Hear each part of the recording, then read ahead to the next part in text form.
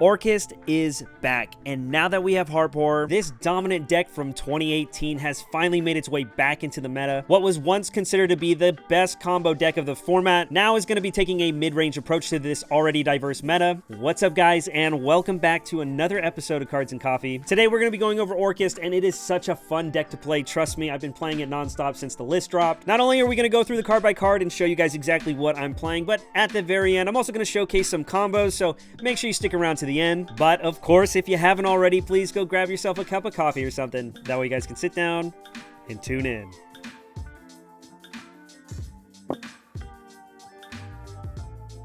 Alright, so this deck has been so much fun to play, and while it's not as powerful as it was back in 2018, we have more tools at its disposal now. Now that we have Horus, this deck is a lot more consistent, and while the boards this deck makes isn't crazy, it still utilizes some of the best cards in this game and can OTK out of nowhere. I really do feel like this now is a great mid-range deck, not only being able to utilize a lot of tech cards, but a bunch of 1 and 2 card combos as well. Oh, and if you haven't already, make sure you subscribe because we're almost at 10k subs. But without wasting any more time, for our Orcust lineup, we have 3 copies of Girsu, basically the Armageddon Knight for the deck. It can also be a tuner, so that's pretty neat, but you also have the ability to give yourself and your opponent a token. It's not always the go-to play, but it definitely opens up a lot of options when setting up your board. Then I'm opting to max out on 3 copies of Nightmare. I have a lot of ways to discard cards from my hand, and getting this in the grave is like getting any Orcust card in the grave, so I really value maxing this card out. But after the Nightmare, I'm running 2 copies of Skeleton. You could get away with 1, but I do find having the second name in deck really helps keep your engine in circulation. Then of course we have the Wonder Wand, which brings back our banished ones, and then we have a Brass Bombard. You don't need to play this one either, but I like it as an extender. It's a good way to potentially play through hand traps if you can get it in the grave,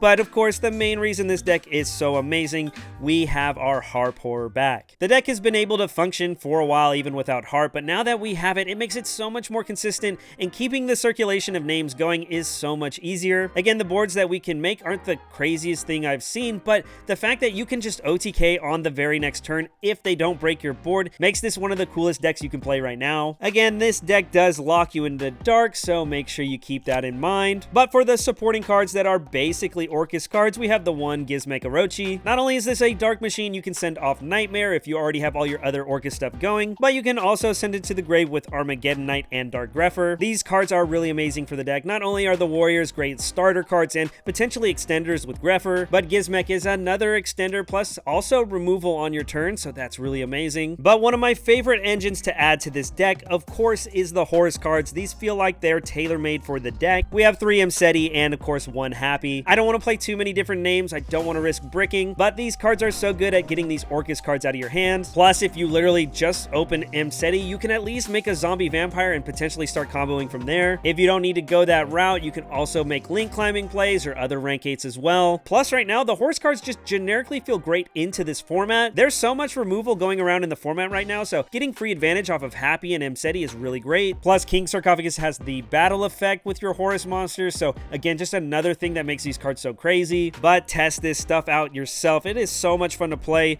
and I've seen some people play the Bestials, but trust me, as cool as the Bestials sound, it's really not worth it, especially going into a fire-heavy format. Moving on to some of the supporting spells, of course we're playing King Sark, but I'm opting to run 3. Again, your deck doesn't need these to function, but by seeing it, not only does it increase the consistency, but it increases the ceiling of the deck as well. It can help you build your boards, it helps break them as well, plus adding just another layer of consistency to this already consistent deck makes it that much better to play. But speaking of consistency, I'm also running 2 copies of Orchestrated Return, pardon the mismatch rarities, but this is basically the D draw of the deck, which is also searchable with Galatea. You can also send it from the field to the grave, so that's pretty neat and something to keep in mind. I don't think I'd ever play 3 because I don't want to brick on it. For some other consistency cards, of course we have Foolish Burial. Getting your Horus in grave is great. We also have Rhoda for Armageddon and Grepher. I'm also opting to run the one Called by the Grave just again to insulate against hand traps, but even going second, this has a lot of applications in a lot of the decks in this format, so I can definitely see this card gaining more popularity in the main deck this upcoming format. Then more Orcust stuff, we have the Babel and of course a Crescendo. It's not a spell card, but this is typically what I'm going to search first turn, not so much the Babel. A negate that banishes is really insane in every format, plus it does give you the option for follow-up on the next turn. But the thing that makes this deck so great is now we have a lot of room for non-engine, and I think hand traps fit perfectly with this deck. I'm opting to be a little more aggressive with this lineup. Obviously, I'm running 3 Ash and 3 Imperm. Staple stuff, nothing too crazy, but I'm also opting to run 3 copies of Nib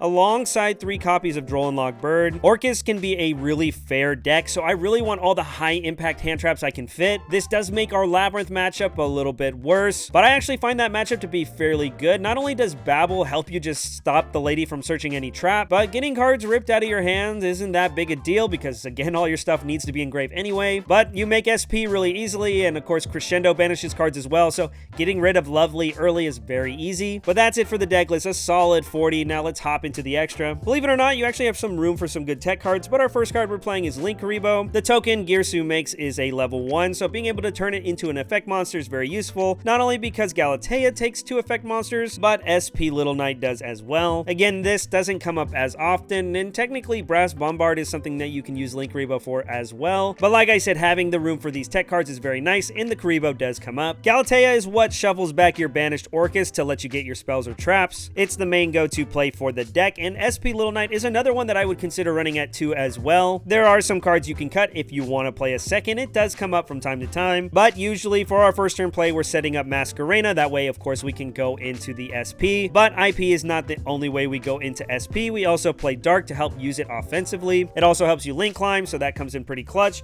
I'm also opting to run 1 Barricade Board Blocker. Another card in the extra deck that is cuttable. It's just a generic Link 2 that happens to be a Dark. It also lets you discard a card to add a continuous spell or a field spell from grave back to hand at the end of the turn. The main purpose of this is just to convert 2 bodies into a way to get an Orcust monster in the grave. That way you guys can start comboing from there. Usually this comes up after hand traps, but another tech option I'm running is the Topologic Transbania. So many people get caught off guard by this card. Obviously, it's great at dealing with back row, and it's great in the Labyrinth matchup. It also has applications against Fire King and a wide variety of other decks throughout the format that you could definitely catch people off guard with. These Topologic cards are so good, which is also why I'm playing the 1 Zeraboros. This is just one of the best ways to wipe your opponent's field, and it can get really big as well because not only do you banish cards, but a lot of the decks in the format do right now also. Normally, you'd think you'd want to go into Access Code, but your entire link pool is all dark, so that's just not a real option. But to still OTK, we're going back to the OG days. We run the 1 Borrelsword Dragon. This card's so easy to set up in this deck, and it wouldn't be a 2018 deck without it. I'm so happy we get to play this again. But that's it for the links. You could also run Unicorn or even Long Girsu. I just find that that card doesn't come up as often. But for our Exceeds, we're running 2 copies of Ding Girsu. You make this all the time. You can also make it with the Horse cards, which is hilarious, but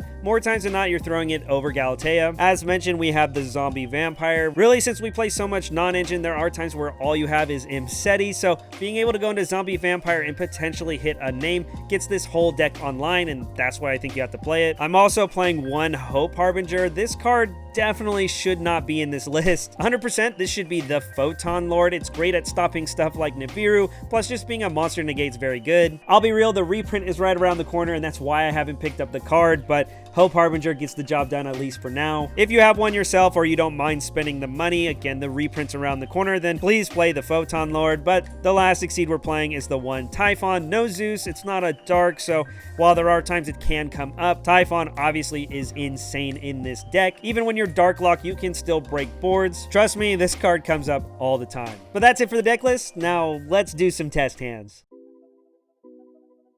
This deck is so much fun to play, so hopefully I can give you guys a couple of good examples on what this deck's trying to do.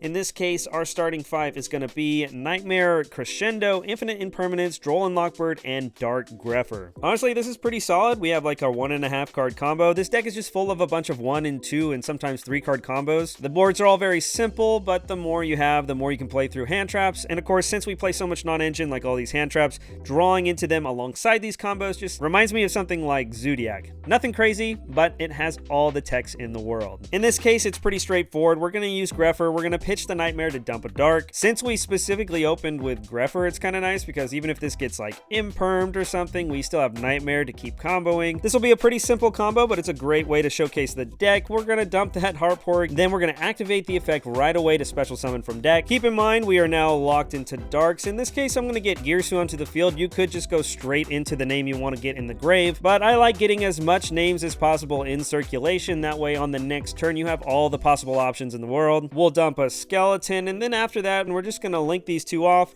and go straight into our Galatea. We already have Crescendo, so that's pretty amazing. Now we can just go ahead and grab the field spell, but first I think I'm going to go ahead and activate ourselves the Nightmare. This will dump the wand, and then afterwards we can go ahead and use Galatea. We'll go ahead and put Harpor back for next turn, and if we had like a dead Orcust card in our hand, then we can grab the D-draw and then maybe try to dig for more hand traps, but of course in this case we're just going to get the field spell. Next we'll go ahead and use that World Wand, and we can special summon Nightmare back to the field. The reason I did that is now I can go into Dingirsu, and we can equip that wand. That way it's back in the grave for next turn. Now we can go ahead and link these two off. We can go right into our IP Masquerena, and we have not used our skeleton yet, so now we can go ahead and activate skeleton, bringing back our Galatea, and of course we have our Crescendo, and we have all this non-engine we were playing as well, so we can set the imperm and we can pass. Obviously we have the Omni Negate. This can't be destroyed by battle, so if they go to battle they have to try to swing over Masquerena. If they did try to do something like that, in this case we have the Babel, so of course you can start firing these names off. Nightmare can dump the other skeleton, and then skeleton can bring back Ding. Ding can now send something that might have threatened battle, or you can even recycle your skeleton and then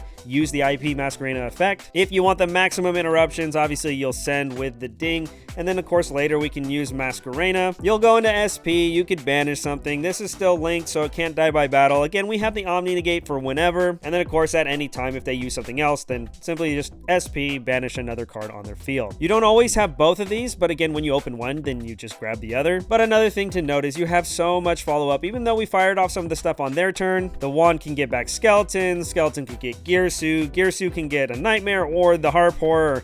There's just so many different ways to start getting more and more bodies on the field. Plus, if your opponent was able to push through all this, you do have Crescendo to search a Dark Machine as well. That locks you into Dark Machine, so keep that in mind. Again, pretty simple, but I love the grind and recursion that this deck has, because once it gets going, now that we have Harp, it's so easy to keep all these names in flow.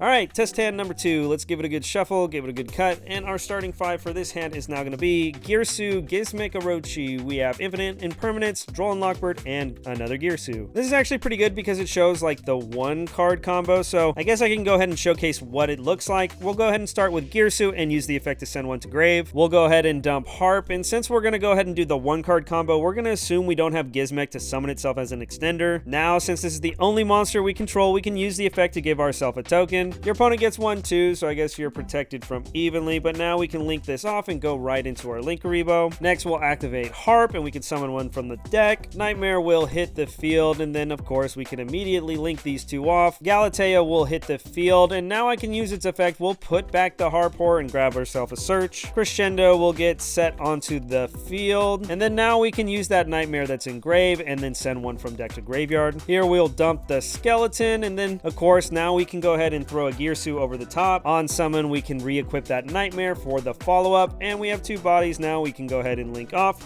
and once again go into our IP Masquerena. The symbol skeleton hasn't been used, of course, so we can use the effect and bring back the Galatea. Again, you need the Orcust link for our Crescendo, and this is basically what our first combo was as well, but it only took 1 card rather than 2. Again, like I said, you don't always use the effect to get a token, but it definitely helps when it's your only card to start with your combos. Also, unlike our first combo, now we don't have Babel because we didn't open with it, so we don't have that much protection against something like Battle over Masquerena. But I guess the neat thing is they do have a token, so they can't just special summon a Fenrir for free, so that's pretty cool. But like I said, we have 2 non-engine as well to back it up, and this technically could have been anything, but this really is just the goal of the deck. Get a counter trap, an IP Masquerena, have a good amount of non-engine, and insane follow-up to OTK on the next turn. I'm sure by now you're getting a feel of what this deck is trying to do, but we'll give it a good shuffle and a good cut, and we'll go ahead and do one more test hand. In this case, we have Imseti, World Legacy Wand, Call by the Grave, Dark Grepher, and an Orcust Skeleton. Honestly, a pretty good hand, especially with the Call by to push things through. We have more engine here, so hopefully we can add more to our end board. But in this case, of course, we're going to use Imseti, and I think I'm going to go ahead and dump Wand to grave. We'll pick up a King Sark, we'll give it a good shuffle, and of course, we'll give it a good cut, and we'll draw a free card. In this case, it doesn't really matter what it is, but of course, the more cards, the better. They are extenders. If you wanted to deck, then you could use the Rhoda to get the Grepher, but I'll just leave it in deck, and we'll go ahead and use King Sark to Foolish Another Name. Happy hits the grave, and we already have a lot of Orcust stuff going for us, and the Dark Grepher should get us the Harp Horror. So in this case, we'll still bring the 2 out, but rather than making Zombie Vampire to, you know, hit more names, we'll go ahead and Exceed, and this is where I would make the Photon Lord. Again, if you have something like Titaniclad or maybe like Felgrand or something, just as added interruption and protection for your board, that works too. But again, I'm just waiting on the reprint that's right around the corner. But if you have access to the card, by all means, this is when you would use it. Now we're protected from something like Nibiru, so we can go ahead and use Grepher, and we could pitch that skeleton. It's so insane that we have Harp Horror now, because now it's in the grave, and we can start firing off effects. This will summon a Nightmare, and then now we can immediately link these off. Once again, just like last time, we'll summon Galatea.